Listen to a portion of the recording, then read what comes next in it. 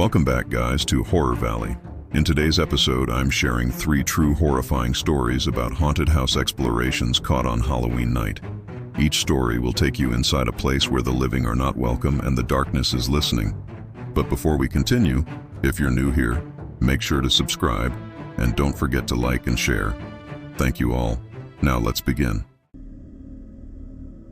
I never believed in ghosts until Halloween night 2025, when my Urbex team decided to explore Blackwood Manor. We'd heard the stories, of course.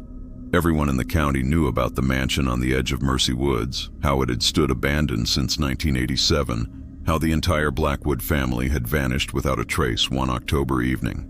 But stories don't pay the bills, and our YouTube channel desperately needed content that would go viral. There were 4 of us.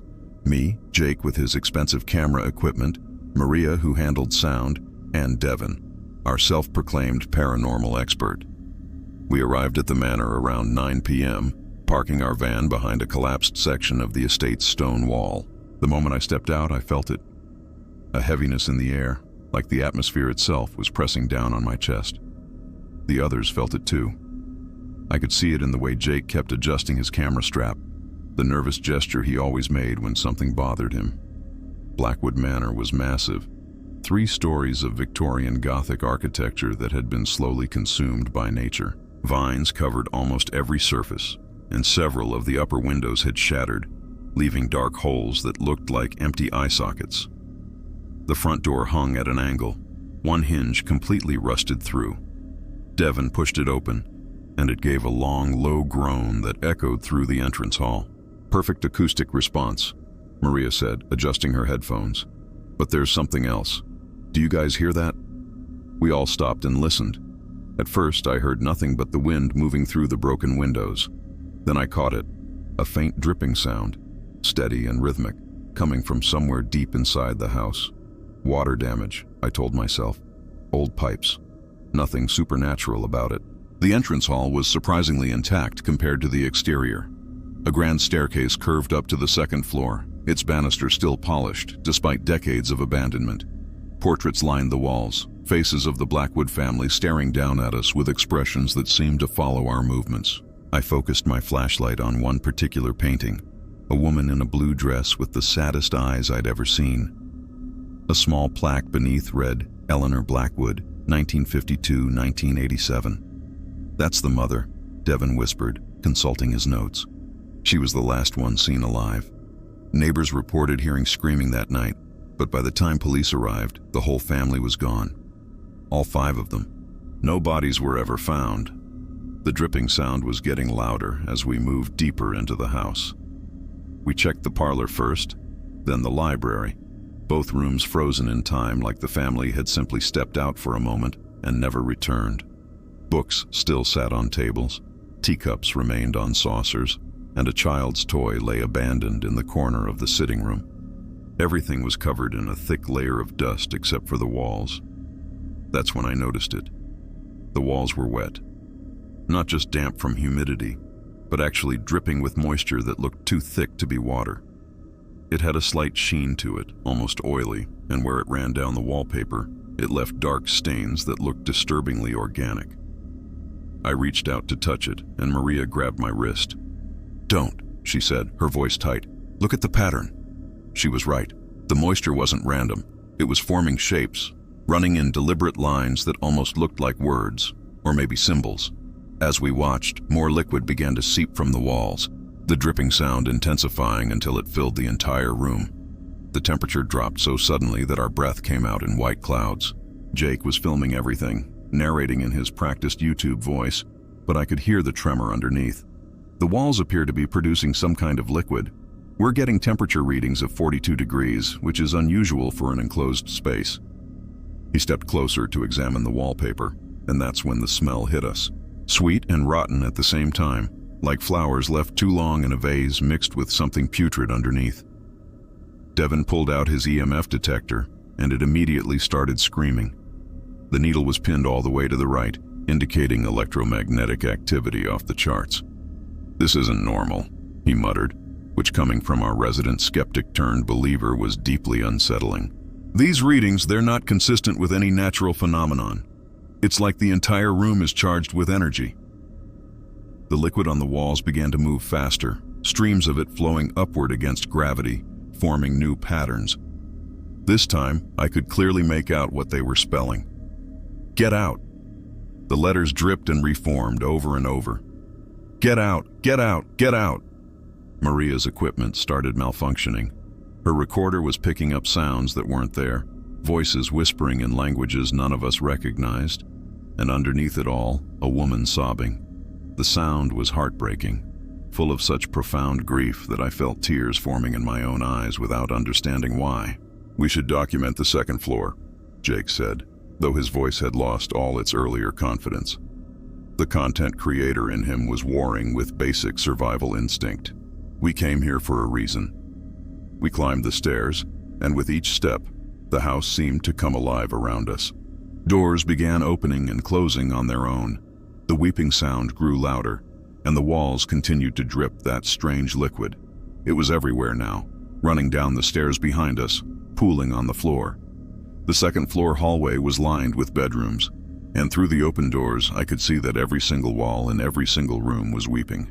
We entered what must have been the master bedroom, and the weeping intensified to the point where it sounded like someone was standing right next to us, sobbing uncontrollably.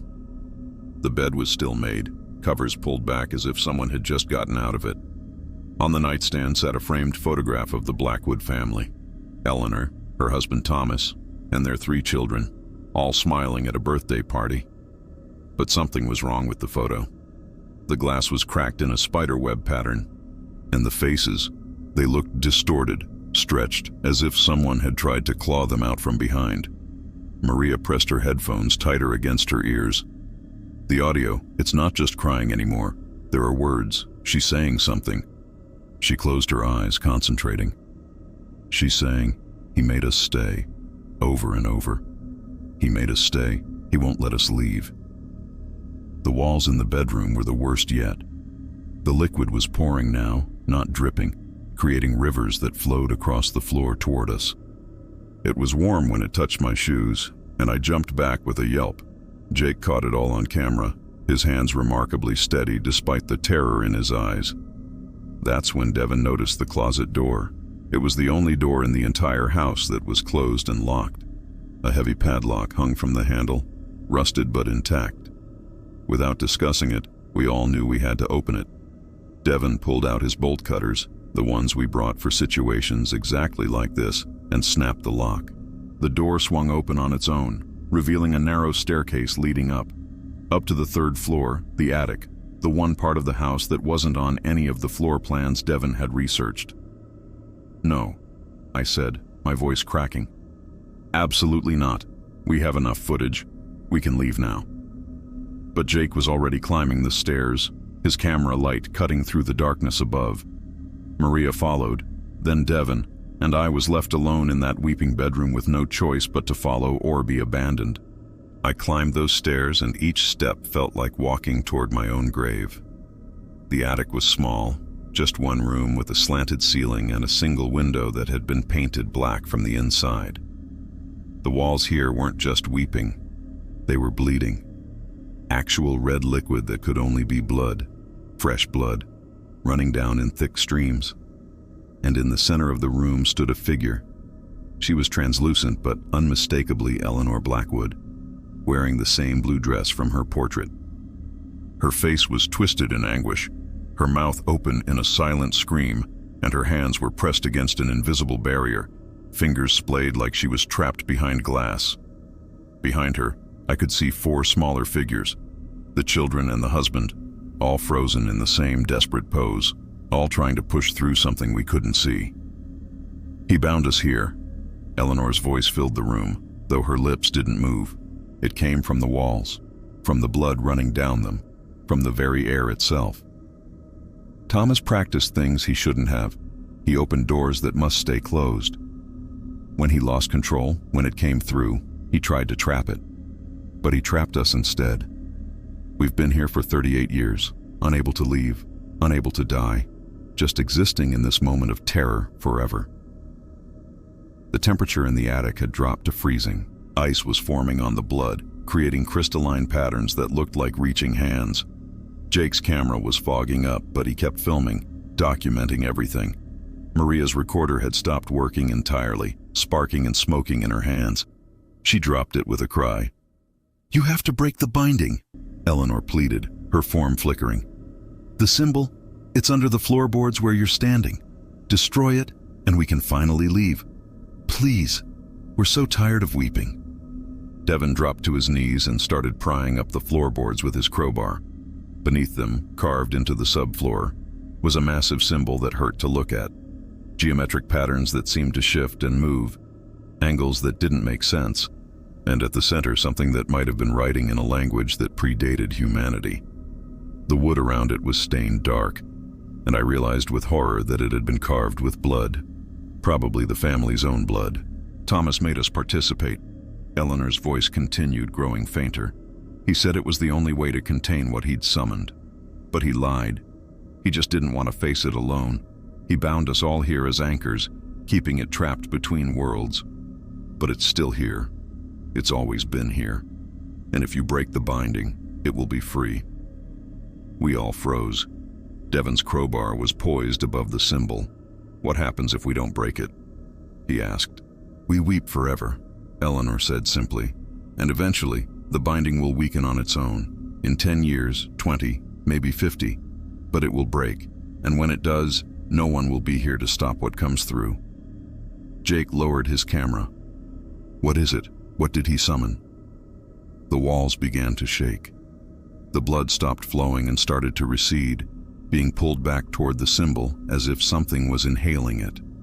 Eleanor and her family were fading, being drawn toward the center of the room. "It has no name," she whispered. "It's older than names. It feeds on sorrow, on grief, on tears.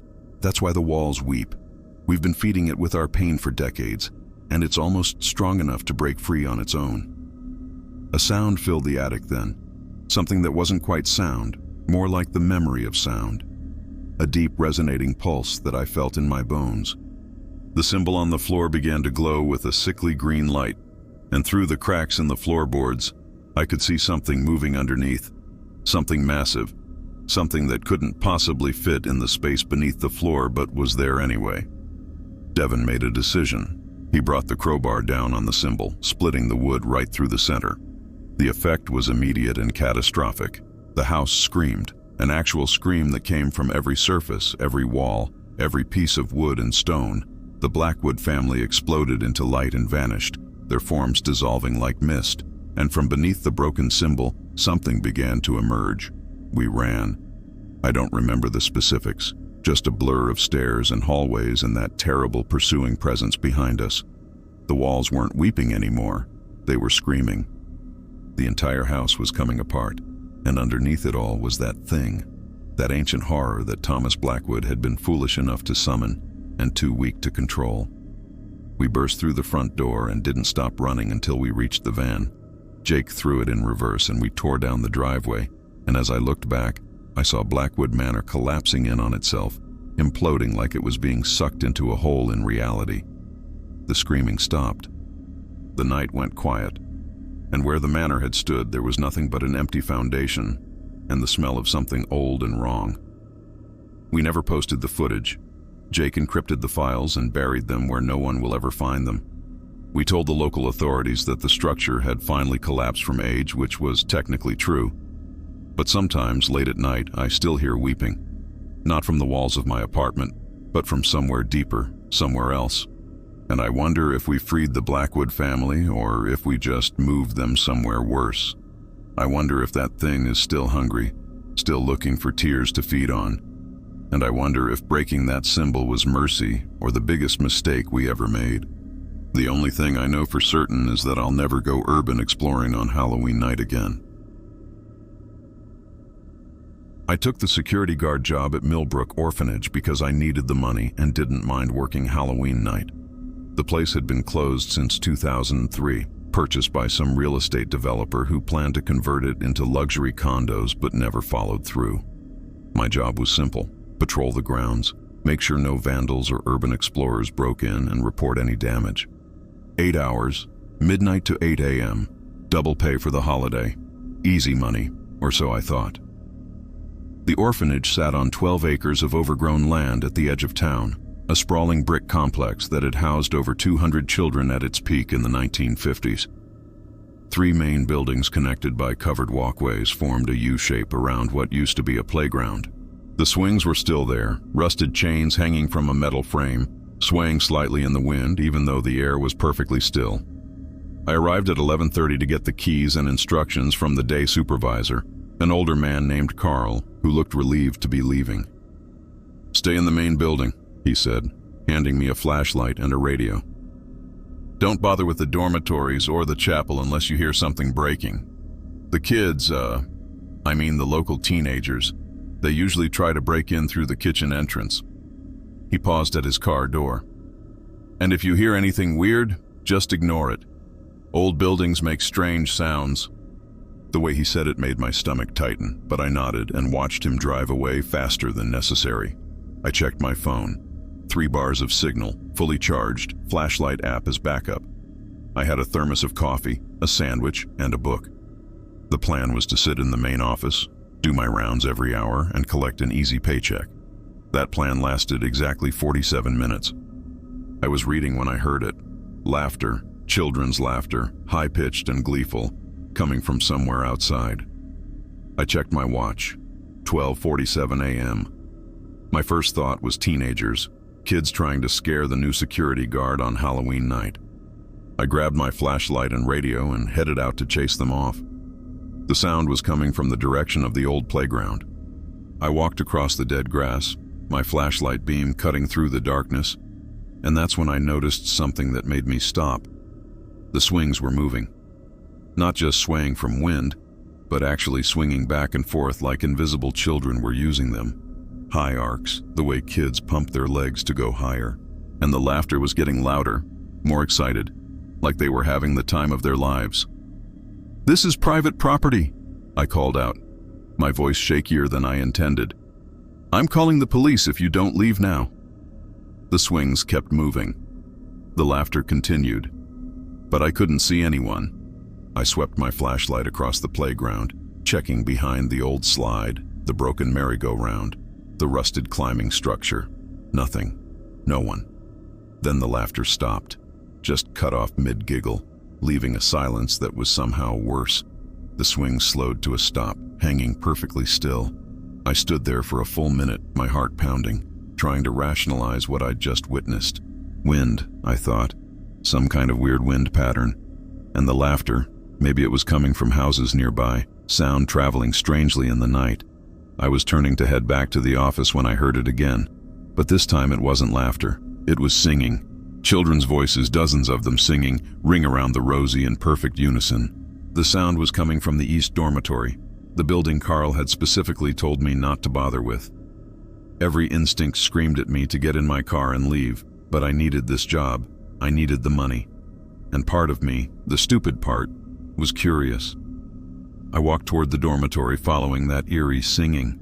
The door was locked, but when I touched the handle, it swung open on its own. The singing got louder. The dormitory hallway stretched before me, lined with doors on both sides. Small doors, child-sized, each with a number painted on it. The singing was coming from everywhere now, from behind every door, voices overlapping and echoing until I couldn't tell where one ended and another began. My flashlight flickered, and in that moment of darkness, I saw them. Children, dozens of children standing in the hallway. But they weren't solid. They were like old photographs, black and white and slightly transparent, wearing clothes from different eras. Some in 1950s dresses and shorts, others in 1970s bell-bottoms, a few in 1990s fashion. They were all staring at me with eyes that were completely black, like someone had filled in their pupils with ink, and they were all smiling. My flashlight came back on, and they vanished. The singing stopped. I stood there shaking, my rational mind trying to explain what I'd just seen. Hallucination, I thought. Carbon monoxide poisoning, maybe, or mold spores causing me to see things. But I could still feel them watching me from behind those doors, dozens of invisible eyes tracking my every movement. I backed out of the dormitory slowly, not turning my back on those doors. When I reached the covered walkway, I ran. I ran all the way back to the main building and locked myself in the office. My radio crackled with static, and through the noise, I heard a child's voice.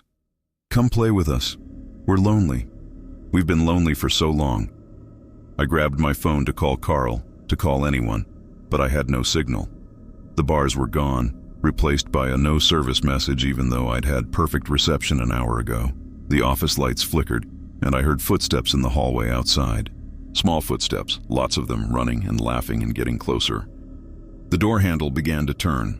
I'd locked it. I was certain I'd locked it, but it turned anyway, slow and deliberate. The door opened, and standing in the hallway were 5 children. They looked more solid now, more real, and I could make out details I hadn't seen before. A girl in a yellow dress with a bow in her hair, a boy in suspenders and short pants, 3 others in various states of old-fashioned clothing. They weren't smiling anymore. Their faces were slack, emotionless, and those black eyes seemed to absorb the light from my flashlight. "We want to show you something," the girl in the yellow dress said. Her voice was wrong, too old for her appearance, and it echoed like she was speaking in an empty cathedral. "We want to show you why we can't leave." "I don't want to see anything," I managed to say, pressing myself against the back wall. "I'm just the security guard. I'm just doing my job." He was just doing his job too, the boy in suspenders said. Director Hutchins. He was just following the rules. That's what he told us when he locked us in the cellar. He said he was just following the rules. The other children began to file into the office, more and more of them, pouring through the door like water. They filled the room, standing shoulder to shoulder, all staring at me with those terrible empty eyes. I counted 20, then 30, then lost count as they kept coming. The temperature dropped until I could see my breath, and frost began forming on the windows. "There was a fire," the girl in yellow continued. "November 1st, 1962. It started in the kitchen, spread to the main building. Director Hutchins tried to save the important things first. The records, the money, his personal belongings. He forgot about us. Or maybe he didn't forget. Maybe he just decided we weren't important enough." The children started moving closer, forming a circle around me. I tried to push through them, but they were solid now, cold and unyielding. Their hands grabbed at my clothes, my arms, pulling me toward the door. "We need you to see," they chanted in unison. "We need you to understand. We need you to tell them what happened." They dragged me out of the office, down the hallway, toward a door I hadn't noticed before. It was smaller than the others, painted red, with a sign that read, "Basement, authorized personnel only." The girl in yellow reached up and turned the handle with her small, pale hand. The door swung open, revealing stairs that descended into absolute darkness. "We were locked down here," she said, her voice finally showing emotion. Anger, grief, terror, all mixed together. 47 of us. Director Hutchins said it was for our own safety during the fire drill, but there was no drill. The fire was real, and he locked the door from the outside. We screamed and pounded and begged, but no one came. The smoke came down through the vents first, then the heat, then the flames. I was crying now, tears streaming down my face as they pushed me down the stairs. At the bottom was a large room with a low ceiling, and covering every inch of the walls were handprints. Hundreds of them, burned into the concrete. Small handprints at various heights where children had pressed their palms against the walls as they died. In the center of the room were the remains of 47 small bodies, their bones arranged in a pile like kindling. "They found us 3 days later," the boy in suspenders said. "They called it a tragedy, an accident. Faulty wiring, they said. Director Hutchins was never charged. He claimed he didn't know we were down here, that it must have been a mistake. He lived another 30 years and died peacefully in his sleep." The children surrounded the pile of bones, and I understood what they wanted. They wanted someone to know the truth. They wanted someone to tell their story, to expose what had really happened. But there was something else too, something darker in their black eyes. "We've been waiting," the girl in yellow said, and her smile returned, wide and terrible. "Waiting for Halloween night when the barrier is thinnest. Waiting for someone to come into the basement so we could show them, so they could take our place." The other children began to chant, a rhythmic sound in that same ancient language I didn't recognize but somehow understood. The pile of bones started to glow with a sickly green light, and I felt something being pulled from my chest. My warmth, my life, my very essence being drawn toward those remains. I ran. I don't know how I broke through their circle, but I did, scrambling up the stairs with those terrible children right behind me. Their laughter had returned, but it was cruel now, predatory. I burst through the basement door and kept running, through the hallway, out the main entrance, across the dead grass toward my car. But when I reached the parking lot, my car was gone. The entire parking lot was gone. I was standing in front of a building that looked different, newer, and I could smell smoke. I turned around and saw Millbrook Orphanage, as it must have looked in 1962, with lights on in the windows and people running and screaming. The fire was roaring through the main building and I could hear children crying from inside. "Help them!" someone shouted at me. A woman in a 1960s dress grabbed my arm. "Please, there are children in the basement. Someone locked the door." I ran toward the basement entrance, but before I could reach it, everything changed. The fire vanished.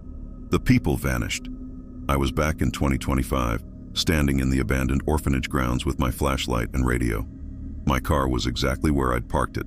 I checked my watch, 1:47 a.m. Only 1 hour had passed. I got in my car and drove away without looking back.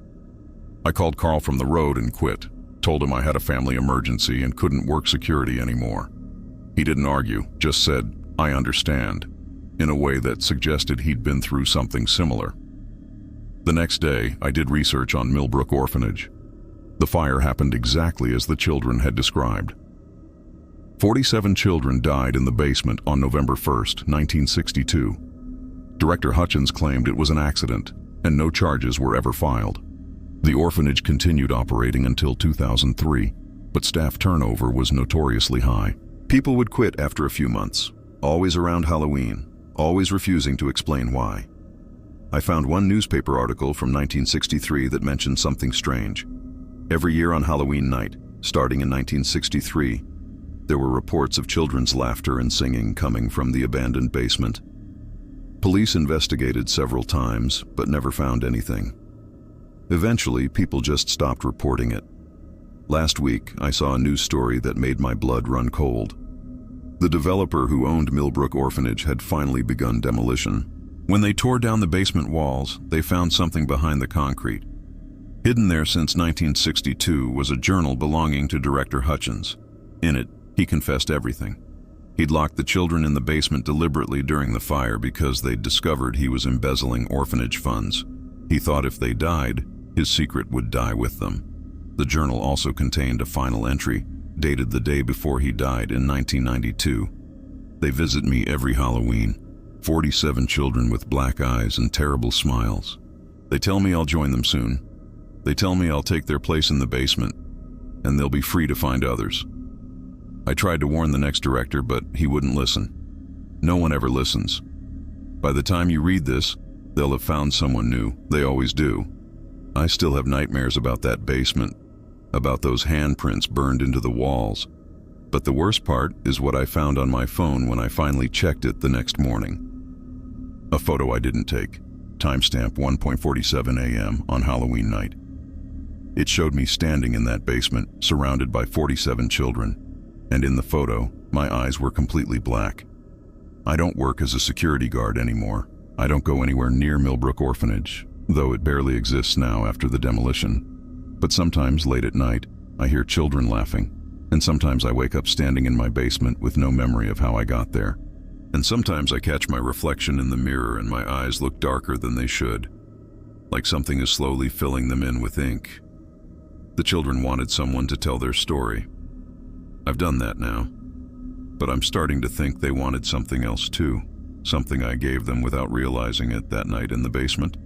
And I'm terrified that next Halloween, when the barrier is thinnest, they'll come to collect what I owe them. The moment I saw the Craigslist post, I should have closed my laptop and forgotten about it. But something about those words kept pulling me back. Explore the Crow Hill Sanitarium on Halloween night. Live stream it. $5,000 if you last until dawn. The money was good, too good, but I was desperate.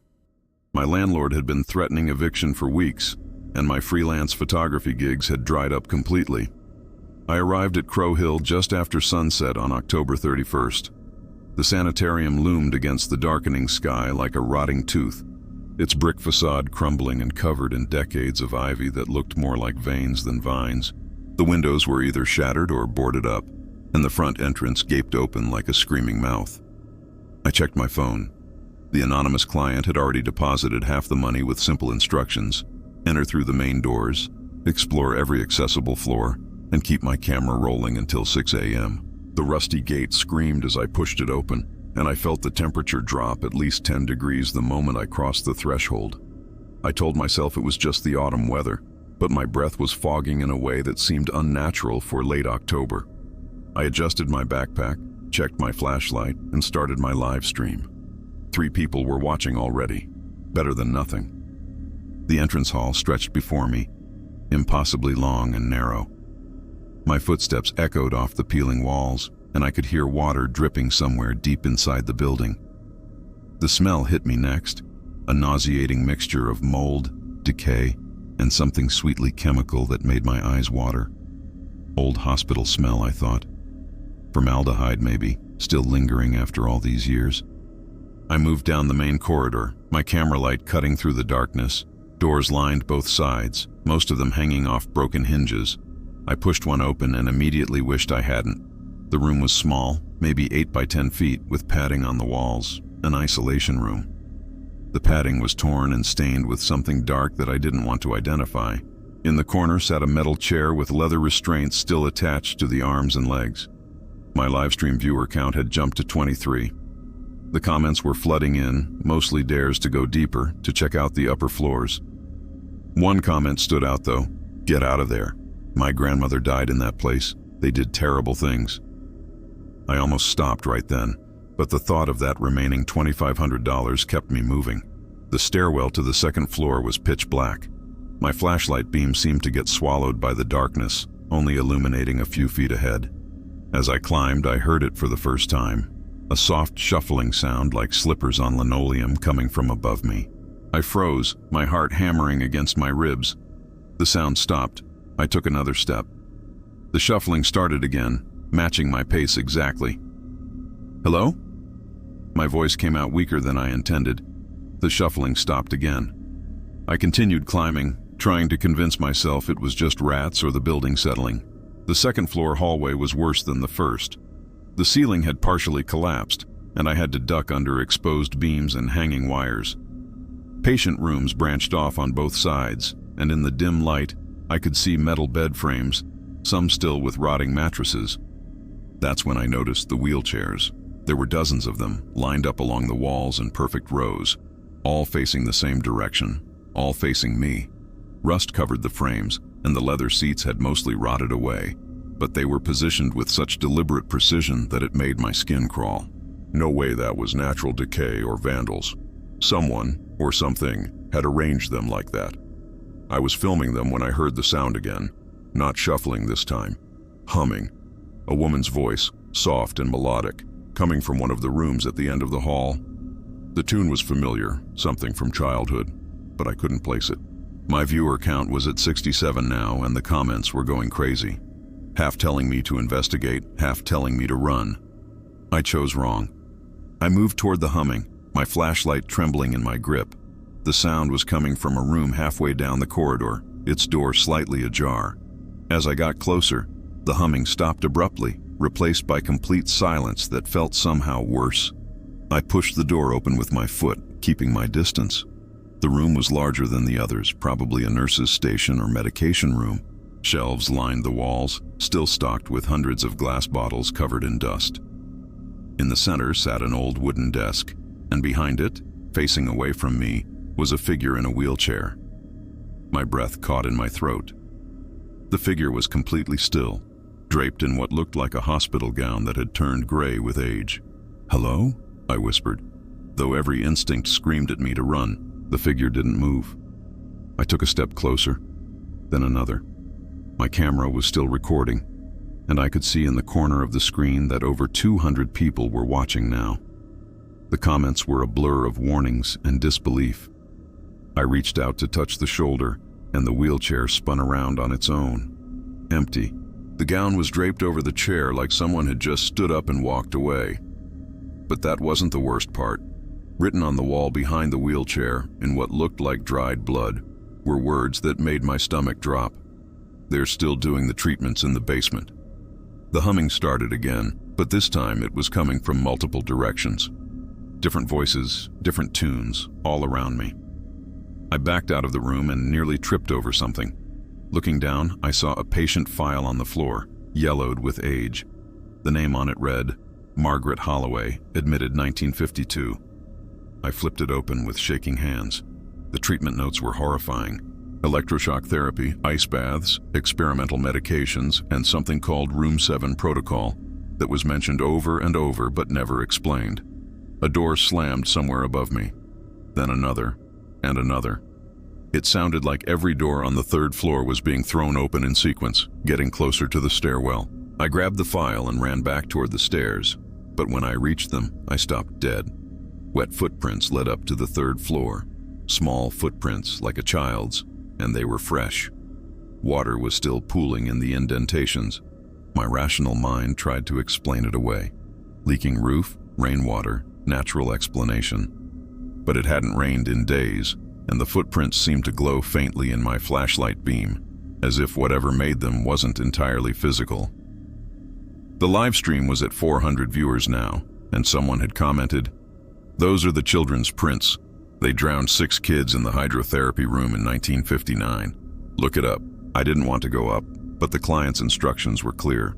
Every accessible floor, and the money. I needed that money. I started climbing, following the wet footprints. The third floor was worse than I could have imagined. The hallway stretched impossibly long, doors on both sides standing wide open. Inside each room, I could see the same thing. A small metal bed, restraints still attached, and children's drawings on the walls. Crude pictures of doctors with oversized hands, needles, and screaming faces. The footprints led to a room at the very end of the hall. Room 7. The door was different from the others, reinforced with metal and covered in scratch marks, as if something had tried desperately to claw its way out. A small window was set into the door at eye level, and I made the mistake of looking through it. Inside, standing in a perfect circle, were 7 children. They were translucent, flickering like old film footage, but I could see every detail of their hollow eyes and hospital gowns. They were holding hands, swaying slightly, and their mouths were moving in unison. I couldn't hear what they were saying through the door, but I could read their lips. "Come play with us. Come play with us. Come play with us." The door handle began to turn on its own. I stumbled backward, my camera catching everything. The door creaked open inch by inch, and the temperature plummeted so fast that frost formed on the walls. The children stopped swaying. 7 pairs of eyes locked onto me, and their mouths opened wider than humanly possible. The humming started again, but this time it was a scream, a chorus of tortured voices that seemed to come from the walls themselves. I ran. I don't remember making the decision to move, but suddenly I was sprinting down the hallway, taking the stairs 2 at a time. Behind me I could hear the sound of small feet running, dozens of them, and that awful screaming that didn't sound like children anymore. It sounded like something ancient and hungry wearing children's voices as a disguise. I burst through the main entrance and kept running until I reached my car. My hands were shaking so badly I could barely get the key in the ignition. As I pulled away, I looked back at the sanitarium. Every single window on the third floor was lit from within by a sickly yellow glow, and I could see shadows moving behind the glass. Small shadows, dancing. I checked my phone. The live stream had ended automatically at exactly midnight. I had over 3,000 viewers by the end, but what made my blood run cold was the final comment, posted just as I escaped. "You shouldn't have opened room 7. Now they know where you live." The remaining money appeared in my account the next morning, along with a message. "Thank you for confirming our suspicions. The children are awake again." I moved out of state 3 days later, but sometimes, late at night, I still hear humming outside my window. And when I look, There are small, wet footprints on my porch that disappear before morning.